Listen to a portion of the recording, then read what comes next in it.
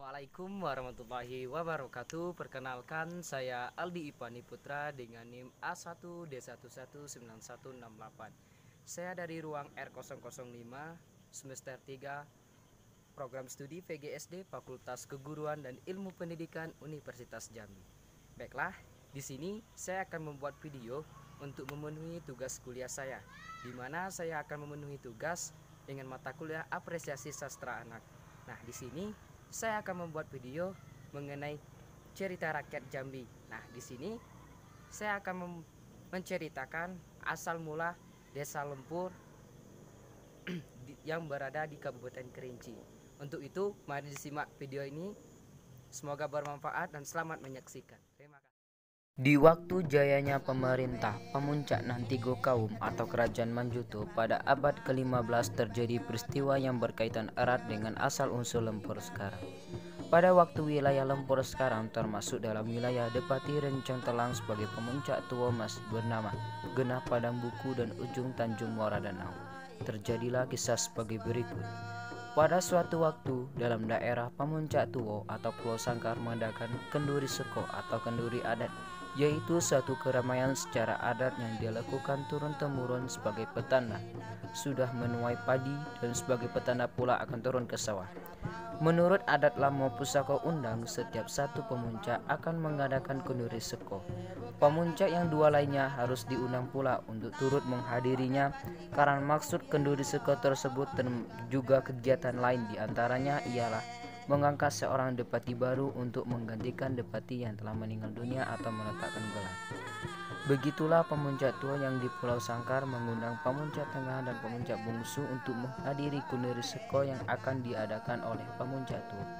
Maka pemuncak tua mengundang pemuncak tengah dan pemuncak bungsu untuk menghadirinya. Setelah pemuncak tengah yang berkuasa di daerah Tanjung Kasri menerima undangan dari pemuncak tua, beliau memanggil istrinya dan memberikan informasi bahwa beliau tidak dapat menghadiri kenduri seko yang akan diadakan oleh pemuncak tua berhubung dengan kesehatan yang tidak mengizinkan. Jadi sebagai gantinya, beliau menyuruh dan mengutus istri dan anaknya yang bernama Putih Ayu Maryam untuk pergi ke Pulau Sangkar beserta dua orang nenek mama untuk jadi pengawal di jalan. Utusan ini adalah sebagai tanda pemuncak tengah ikut bergembira atas kenduri seko di Pulau Sangkar. Beliau pun mengirim sebuah keris pusaka yang akan diserahkan oleh nenek mamanya nanti apabila sampai di Pulau Sangkar. Pada hari yang telah ditentukan, berangkatlah istri pemuncak tengah beserta anaknya Putih Ayu Maryam dan dikawal oleh dua orang nenek mama menuju ke Pulau Sangkar. Jalan yang mereka lalui adalah dari Tanjung Kasri, terus melalui Renakomumu, kemudian terus menuju Tanjung Muara Danau, Genah Padang Buku dan Dusunulo, terus ke Pulau Sangkar. Setibanya di Pulau Sangkar, rombongan istri pemuncak tengah disambut di halaman panjang dengan upacara adat, yaitu mengadakan pertunjukan pencak silat oleh pemuda-pemuda Pulau Sangkar. Setelah upacara di halaman panjang selesai, rombongan dipersilakan untuk naik ke rumah gedang dan beristirahat, agar kemudian dapat pula mengikuti acara-acara dalam kenduri seko selanjutnya. Di rumah gedang, ibu dari Putih Ayu Maryam dan dua orang nenek mama dari Tanjung Kasri menghadap Depati Rencong Telang dan nenek mama menyerahkan sebilah keris pusaka dari Tanjung Kasri sebagai tanda turut bergembira dan sebagai ganti badan diri pemuncak tengah di Tanjung Kasri yang beliau tidak dapat hadir di Pulau Sangkar berhubung dengan kesehatan yang tidak memungkinkan. Dengan kesehatan beliau yang tidak memungkinkan untuk hadir di Pulau Sangkar, pada keesokan harinya diadakan keramaian sebagai puncak dari kenduri seko tersebut, yaitu dengan mengadakan beberapa acara kesenian adat yang berupa tari-tarian dan nyanyi-nyanyian. Acara kesenian ini berlangsung dari jam 7 malam sampai pagi dengan mempertunjukkan tarian seperti tari tauh yang diiringi oleh dap dan gung. Biasanya acara ini terbagi dua, yaitu menjelang tengah malam banyak dihadiri oleh yang tua-tua, tetapi setelah itu hanya yang hadir pemuda-pemuda dan gadis-gadis saja. Dalam kesempatan inilah dipakai oleh muda-mudi untuk mencari pasangan mereka masing-masing.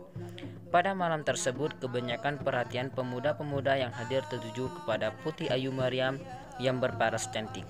Kira-kira jam 3 Malam Ibu Ayu Maryam datang ke tempat keramaian dan anaknya sedang asyik berbicara dengan pemuda-pemuda yang hadir pada malam itu. Ibunya mengajak Putih Ayu Maryam untuk tidur karena hari telah larut malam. Putih Ayu Maryam tidak mengindahkan panggilan ibunya, bahkan dia anggap sepi saja. Waktu itu salah seorang bujang yang hadir bertanya kepada Putih Ayu Maryam, "Siapakah orang tua yang memanggilmu?" Putih Ayu Maryam pun menjawab bahwa yang memanggil saya itu adalah inang pengasuh atau pesuruh ayahku. Mendengar jawaban dari anaknya, Putih Ayu Maryam pun itu bukan main terkejut ibunya dan sangat menyakiti hati ibunya. Namun karena ingin menjaga dan menghormati acara yang dilakukan oleh Pamuncak Tuo, maka perasaan marah dan sakit hati dengan terpaksa ditahannya saja. Begitulah acara muda-mudi itu berlangsung sampai paginya. Setelah beberapa hari selesai upacara Kunir Sekau di Pulau Sangkar, rombongan istri Pemuncak Tengah mohon diri kepada Adipati Rencong Telang sebagai Pemuncak Tua untuk segera kembali ke Tanjung Kasri. Keesokan harinya, Putih Ayu Maryam berangkat menuju Tanjung Kasri dan mengambil jalan seperti yang mereka lalui sewaktu ke Pulau Sangkar. Dari Pulau Sangkar sampai ke Lolo, rombongan dari Putih Ayu Maryam diantar oleh bujang-bujang Lolo, Genah Padang Buku dan Pulau Sangkar. Di tengah jalan bila ada orang yang menanyakan siapa wanita yang bersama dengannya, selalu saja Putih Ayu Maryam mengatakan bahwa orang tersebut adalah pesuruh dari ayahnya. Hati Ibu Maryam pun makin lama makin bertambah sedih dan bercampur marah karena mendengar jawaban dari Putih Ayu Maryam. Dari Lolo ke Tanjung Kasri tidak ada lagi bujang yang mengantarkan mereka berjalan. Mereka hanya berjalan berempat saja. Begitulah kira-kira mereka hampir meninggalkan Genah Padang Buku. Lokasinya di antara Dusun Lumpur Hilir dan Lumpur Tengah sekarang. Dengan takdir yang maha kuasa dan tak disangka-sangka, Putih Ayu Maryam terjerumus ke dalam kaya atau rawa yang sangat dalam, sehingga badan sampai ke lehernya terbenam di dalam lumpur itu. Putih Ayu Maryam pun minta tolong kepada ibunya dan berkata, "Oh ibu, tolonglah aku." Ibu Putih Ayu Maryam menjawab, "Aku ini bukan ibumu." Ibu Putih Ayu Maryam tidak dapat menahan sedih dan marah sehingga tidak mau dia menolong anaknya, hanya dilihat saja.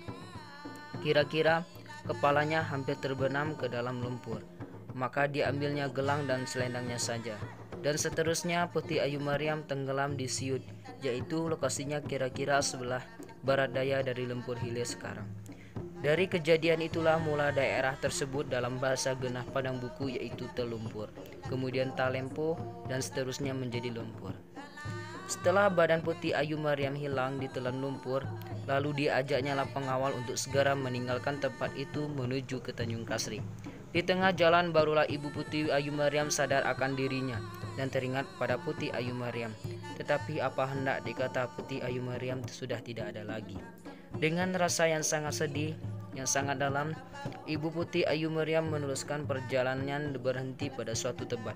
Sungai kecil yang sudah didam sederhana sehingga air menjadi besar. Biasanya digunakan untuk tempat permandian, untuk mencuci muka.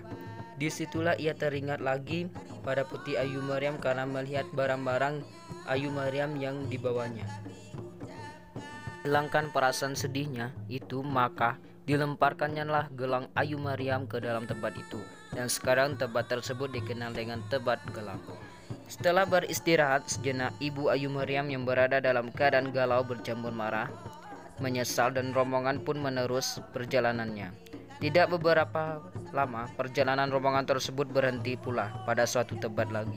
Dalam berhenti ini, Ibu Ayu Maryam teringat lagi kepada Putih Ayu Maryam karena ia melihat selendang yang diambil dari anaknya, yaitu selendang dari Jambi. Untuk menghilangkan perasaan sedih itu, maka dilemparkannya selendang itu ke dalam tersebut. Sampai sekarang tempat itu dikenal dengan nama Tempat Jambi. Demikianlah atas kejadian-kejadian tersebut, daerah ini diberi nama Lumpur dikarenakan yang asal katanya dari Talempo atau terlumpur dan terakhir menjadi lumpur. Sejak itu, daerah ujung Tanjung Muara Danau dan Dusun Genah Padang Buku bernama Dusun Lumpur. Nah, sekian mengenai cerita rakyat Jambi mengenai asal mula negeri Lumpur yang berada di Kabupaten Kerinci. Untuk itu, saya Aldi Ipani Putra pamit undur diri. Terima kasih. Wassalamualaikum warahmatullahi wabarakatuh.